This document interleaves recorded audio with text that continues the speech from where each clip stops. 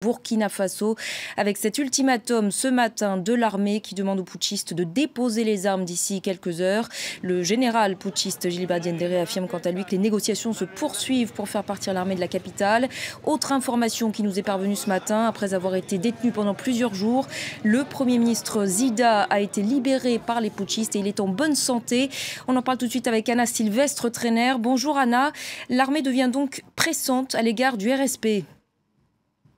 Oui, tout à fait. Les négociations entre l'armée loyaliste, l'état-major des armées, les chefs de corps, et de l'autre côté, le RSP se poursuivent. Elles se sont poursuivies toute la nuit, ces négociations. Le but, c'est de trouver un compromis, un accord pour que le RSP rende les armes sans effusion de sang, comme l'avait dit le communiqué hier, ce matin. Effectivement, les loyalistes ont déclaré un ultimatum au RSP, alors que le chef des putschistes dit vouloir faire partir ces militaires.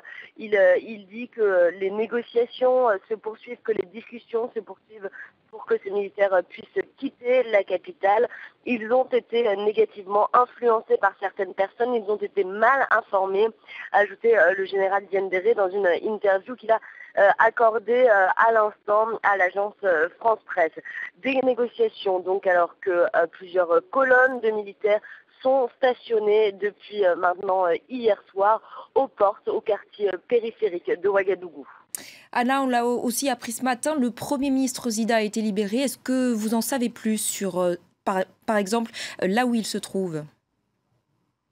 Alors, selon une bonne source qui lui est proche, le Premier ministre Zida est bien libre, mais il n'est pas chez lui, pas à sa résidence officielle en ce moment, mais il est en lieu sûr. Il va bien, il est en bonne santé, nous a-t-on assuré. Cette libération, il faut le rappeler, avait été promise hier par Gilbert Diendéré, le chef de la junte.